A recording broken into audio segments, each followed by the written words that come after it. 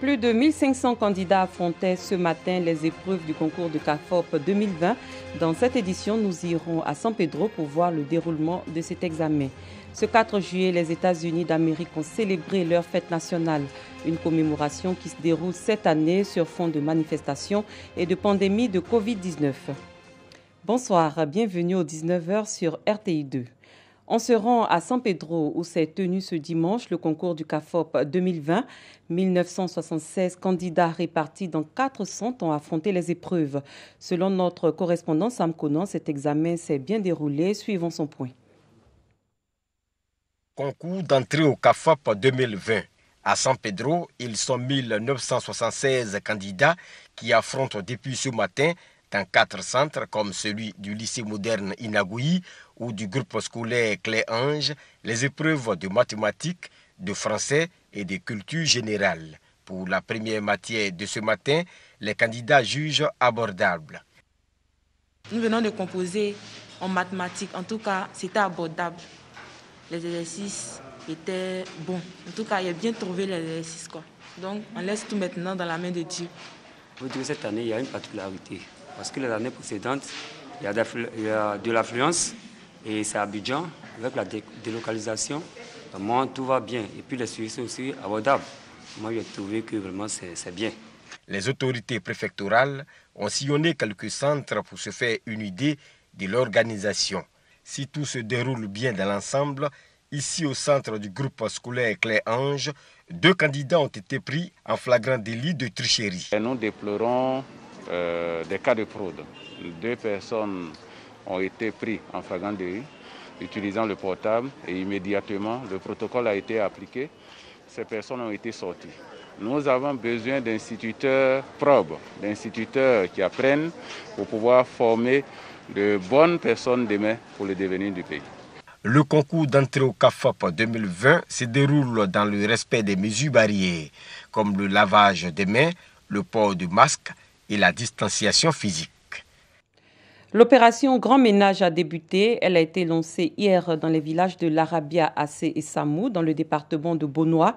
Était présent à cette cérémonie de lancement le ministre de l'Assainissement et de la Salubrité, Anne-Désiré Oloto, le ministre de la Santé et de l'Hygiène publique, Aka Ouele, et le directeur général de la RTI, Fosséni Dambélé. C'était l'occasion pour le ministre Anne-Désiré Oloto d'inviter les populations de ces localités à assainir le cadre de vie. Pagasorokoni. L'Arabia, village situé à environ 15 km du département de Bonois, de la région du Sud Comoé. La ministre de l'Assainissement et de la Salubrité, Anne-Désiré Oloto, le ministre de la Santé et de l'Hygiène publique, Aka Ouele, et le directeur général de la RTI, Dambélé Fosséni, outils de salubrité en main en plein nettoyage.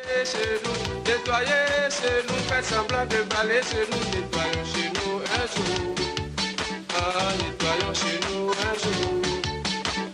Nettoyons chez nous un jour. Sauvez-nous, sauvez-nous. Nous sommes au lancement de la 41e édition de l'opération Grand Ménage qui vise à assainir grandes artères, rues et ruelles. En plus de l'Arabia, les villages des Assé et des Samo ont également accueilli cette opération de salubrité. Occasion pour la ministre Anne-Désiré Oloto, le ministre Aka Ouele et le directeur général de la RTI d'exhorter les populations de ces 3 villages, mais aussi celles de la région du Sud Comoé, à assainir leur cadre de vie pour éviter les maladies liées à l'insalubrité, y compris la maladie à coronavirus, la Covid-19. Je voudrais en tout cas saluer cet engagement de monsieur le directeur général de la RTI.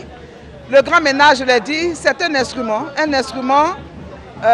d'éducation, de sensibilisation, pour le changement de comportement en vue d'amener nos concitoyens à participer à l'amélioration de leur cadre de vie. Et nous avons lancé un appel depuis le début de cette année aux entreprises citoyennes de Côte d'Ivoire. Malheureusement, avec l'avènement de la Covid, nous avons dû suspendre quelque peu nos activités. Nous reprenons aujourd'hui à l'initiative du directeur général de la RTI qui a offert également son engagement, l'implication de la RTI à donc cette bataille pour le changement de comportement. Il s'agit manifestement d'une opération qui est d'actualité à l'heure de la Covid-19 qui indique clairement que c'est la prévention qui est le premier moyen de lutter contre toutes les pandémies.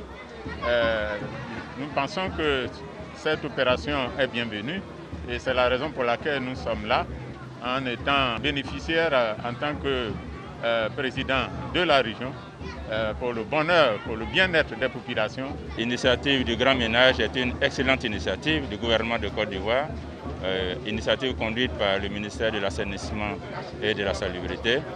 Et je profite ici pour exprimer toute notre gratitude à Madame la ministre Anne Oloto. Mais c'est une initiative qui, pour atteindre le résultat du consommateur final, comme on le dirait par ailleurs, a besoin de l'implication de tout le monde. Des agents économiques, c'est-à-dire des individus, comme des entreprises et des associations. Et en tant qu'entreprise citoyenne, la RTI, qui est au quotidien avec les Ivoiriens, s'est engagée pour être un partenaire important, voire stratégique, pour accompagner le gouvernement, accompagner le ministère de l'Assainissement et de la Salubrité publique, pour que nous obtenions ensemble ce changement social, ce changement de comportement, qui est le facteur essentiel pour gagner cette lutte-là contre l'insalubrité. Autorités administratives, leaders religieux, chefs de village, notables, femmes et jeunes, heureux du message des ministres et du DG de la RTI, par ailleurs, fils de la région, s'engagent à rendre leur environnement salubre. En ce qui nous concerne, nous allons faire en sorte de passer à l'acte, c'est-à-dire sensibiliser les populations, de bien utiliser le matériel qui leur a été offert et que chacun puisse nettoyer devant sa cour afin que nous puissions avoir une ville, un pays propre. En entretenant la propreté dans notre village, en éloignant les poubelles, les ordures ménagères, nous allons faire en sorte que le village soit en bonne santé, que dans nos familles, dans nos villes, dans nos maisons, la maladie s'éloigne pour éviter que nous mettions encore la main dans la poche pour nous rendre dans les hôpitaux, dans les centres de santé, pour nous soigner. De nombreux dons composés de kits d'hygiène et de salubrité ont été offerts aux populations. Remise des diplômes aux ambassadeurs de la salubrité, installation du comité villageois de salubrité, de l'assainissement et de l'hygiène, mais aussi échange de présents, des temps forts de cette 41e édition de l'opération Grand Ménage dans les villages de l'Arabia, Assé et Samo. Le COSIM, Conseil supérieur des imams, des mosquées et affaires islamiques, s'est rendu hier aux côtés des familles sinistrées par les inondations de juin dernier à Niamey. Il s'agissait pour cette structure islamique d'apporter son soutien aux différentes familles, comme nous l'explique Paga Sorokoni. Des vivres et non-vivres composés de riz, de l'huile et des vêtements offerts aux familles sinistrées d'Anyama. Un don du Conseil supérieur des imams, des mosquées des affaires islamiques COSIM. Il s'agissait pour les responsables de cette structure islamique d'apporter leur soutien aux différentes familles victimes des inondations de juin dernier. Objectif, leur permettre de subvenir à leurs besoins. Les bénéficiaires ont salué ce geste des responsables du Conseil supérieur des imams des mosquées des affaires islamiques. Ils ont tenu à leur exprimer toute leur gratitude. On se souvient que les fortes pluies du mois de juin dernier ont provoqué à Anyama, dans la banlieue nord d'Abidjan, un glissement de terrain qui a emporté un hameau d'une vingtaine de maisons, faisant plusieurs morts et des personnes ensevelies sous des tonnes de boue. Les membres de la mutuelle de développement des femmes du Kafing dans le département de Korogo ont vu leurs activités commerciales et agricoles réduites à cause de la pandémie à coronavirus. Pour soutenir ces femmes du monde rural, un important don de vivres et non-vivres de plusieurs tonnes a été fait. Un don du gouvernement pour soulager ces femmes rurales en cette période difficile de la Covid-19. Soro Corona. La pandémie sanitaire à coronavirus n'épargne aucun secteur d'activité. Certaines personnes ont vu leurs activités réduites de moitié. Les femmes du monde rural des sous-préfectures de Sirasso, Kanoroba, Nafoun, département de Korogo, paient également un lourd tribut de la Covid-19. Difficile écoulement des productions agricoles et activités commerciales au ralenti. Pour permettre à ces femmes de retrouver un peu le sourire, les membres de la mutuelle de développement des femmes du Kafing ont reçu un don de vivres et de non-vivres du gouvernement. Don composé de riz, de pâtes alimentaires et d'huile. Un geste apprécié par les bénéficiaires. Pendant cette maladie à coronavirus, tout est bloqué. Rien ne marche. Le commerce, Même l'agriculture, ça ne marche pas. Le commerce ne marche pas. Si aujourd'hui, notre sœur Maï a tout fait pour que nous, on ait ce qu'on a, vraiment, on lui dit merci. Mais le grand remerciement à Amadou Bon. Soro Maïmouna, présidente de cette mutuelle, a engagé ses femmes à ne pas baisser les bras et à respecter les mesures barrières pour éviter la Covid-19. Nous sommes venus les sensibiliser. Ici, les populations ne connaissent pas cette maladie-là. Nous sommes venus leur apporter des vivres parce que la situation à cause du Covid est difficile partout. Pour ce faire, Monsieur le Premier ministre a fait ce grand don pour les aider à soutenir les familles. La mutuelle de développement des femmes du Kafing a été créée en 2008 et revendique à ce jour plus de 15 000 membres. Elles exercent dans le commerce et le maraîcher. L'opération de révision de la liste électorale a démarré le 10 juin dernier. L'importance de ce processus a été expliquée aux populations de la commune de Trècheville. C'est une initiative du mouvement Un Coup KO pour le RHDP. Il entend mobiliser plus de 6 000 électeurs pour l'élection prochaine. Plus de détails dans ce reportage de Clément Bocco. Mobiliser 6 000 électeurs pour le compte du RHDP à Trècheville. Pour y arriver, les populations sont incitées à se faire enrôler sur la liste électorale. C'est tout l'enjeu de cette campagne de proximité engagée par le mouvement Un Coup KO pour le RHDP. En 2010, on avait des gens qui n'ont pas pu voter parce qu'ils avaient moins de 21 ans. Il y a ceux-là qui sont pris en compte. Il y a les indécis et même les seniors, nos parents, qui, bon, très franchement, certains n'ont pas voté. Alors, on s'est dit, mais comment on fait pour convaincre tous ces gens? Il faut qu'on aille vers eux, les informer, les sensibiliser, leur dire que le président de la République, Alassane Ouattara, et son gouvernement ne peut pas aller aux élections sans eux. Il faut qu'ils se lèvent pour se faire inscrire sur la liste électorale parce que c'est important. Ils sont ivoiriens, ils sont importants comme ceux qui sont sur la liste électorale. Lors d'une réunion préparatoire, les cadres du mouvement Un Coup KO pour le RHDP ont mis sur pied leur plan d'action pour atteindre leurs objectifs.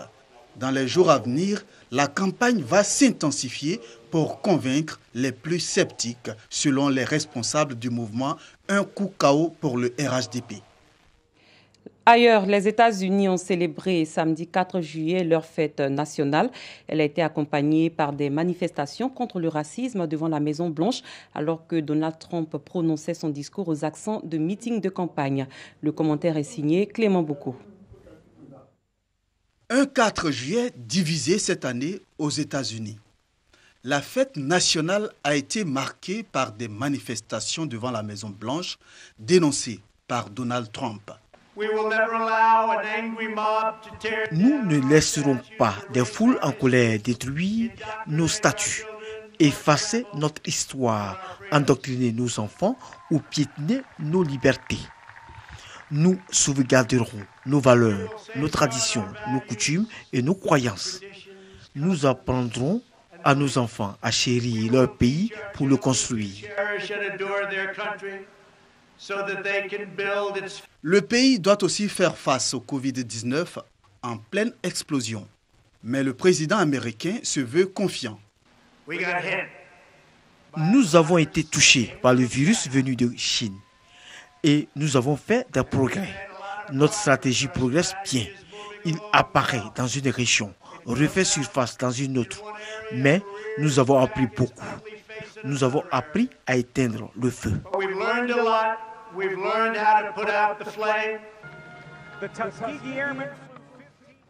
Ainsi prend fin cette édition. Merci de votre attention. Très bonne soirée. À très bientôt.